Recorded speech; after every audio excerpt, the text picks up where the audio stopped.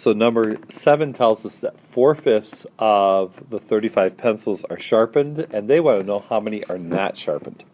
So we can do this problem a couple ways. One, we can do a tape diagram. We have 4/5 sharpened. So we can see this is divided into fifths. So I can divide this into fifths, and we know that 4/5 is sharpened. And it's 4/5 of 35, so we know 35 is the whole amount. So if we take 35 and put it into these spaces right here, we're basically dividing it up. And so 35 divided by 5 gives us 7. So 7 would go into each blank. So therefore we can see these are the pencils that are sharpened. 7 times 4 is 28. And that means the unsharpened ones are going to be 7. So 7 are going to be unsharpened. Now we could also make this into a problem. We could take 4/5 of the 35 are sharpened, and we could do 4/5 of is times 35 is 35 over 1. Cancel. Divided by 5 is 1. Divided by 5 is 7. Gives us 28 over 1, which is 28 that are sharpened.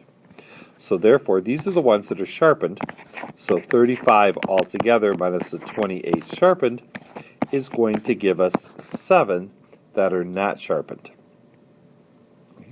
So a couple ways that we can do that problem. So they wanted to know how many, not the answer to this problem. That was the answer. 28 was the answer to this problem.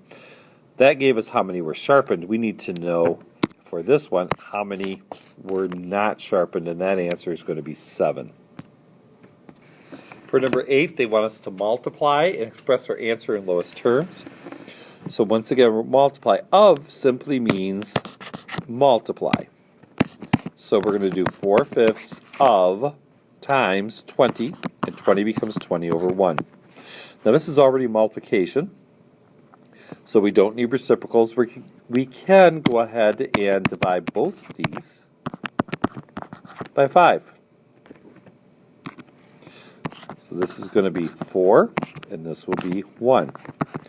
So 16 over 1 is 16. Now we could also see here that 4/5 of 20. So if we took 20 and divided it into fifths, we'd have 4 of them. And we could see that 4 of those 5 is going to equal 16. The next one, 7/8 of times 64 over 1. We can cancel. So we get 8 divided by 8 is 1. 64 divided by 8 is 8. Multiply numerator times numerator, denominator times denominator, 56. So 7/8 of 64. So the whole thing is 64. We're going to cut this into 8s. And we're going to want 7 of the 8s. So we know if this is cut into 8, 64 cut into 8s, it's going to end up being 8 in each box. So all those 8s equal 64. These 8s right here, there are 7 of those 8s. So our answer is 56. We have 1/6 of 48. So let's go ahead and multiply it first. 1/6 of means times 48 means 48 over 1. We can divide both of these. They have a common factor, which is 6. So 6 divided by 6 is 1. 48 divided by 6 is 8. Numerator times numerator, denominator times denominator gives us 8. So 1/6 of 48. 48 is our whole amount here. We're going to cut this into 6. And then, of course, when we divide 48 put into 6, that gives 8 into each spot. So all these 8s together equal to 48, and 1/6 is therefore going to be 8. Okay, for number 9, we have multiplication, and we want the answer in lowest terms. Now, students can go ahead and multiply, but the purpose of 9 is to show that rather than using these large numbers, By canceling, we can get smaller numbers. So we cross cancel going across here, 7 and 21, and 8 and 12. So 7 and 21 have a common factor of 7. So I can divide both of those by 7. 7 divided by 7 is 1. 21 divided by 7 is 3. Then 8 and 12 have a common factor of 4. So we're going to divide both of those by 4. Now, you could divide them by 2, but 4 is the greatest common factor. 8 divided by 4 is 2, and 12 divided by 4 is 3. Okay. So then we multiply numerator times numerator, denominator times denominator. So now we can see we have a lot smaller numbers to work with, which is our goal for canceling. And then these actually also have a common factor. They're both divisible by 3. Whatever we do to one, we do to the other.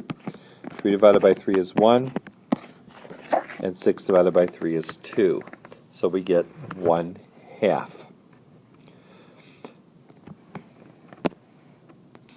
So once again with B, we could multiply 2 times 3 is 6, times 4 is 24, then do 24 times 7. It's going to be a large number. 3 times 4 is 12, then we're going to do 12 times 7 to get 84, then we're going to have to multiply that by 9. So rather than do that, we're going to go ahead and we're going to cancel. So we can cancel these two 3's here. So those are both divisible by 3. 3 divided by 3 is 1. 3 divided by 3 is 1. Then we can cancel these two 4's here. 4 divided by 4 is 1. 4 divided by 4 is 1. Then we can cancel these 7's here. So 7 divided by 7 is 1, and 7 divided by 7 is 1. So now we've made this problem a lot easier. 2 times 1 times 1 times 1, anything times 1 is itself. And then 1 times 1 times 1 times 9, 9 times 1, anything times 1 is itself, 2/9. So by canceling, we're making the problem a lot easier.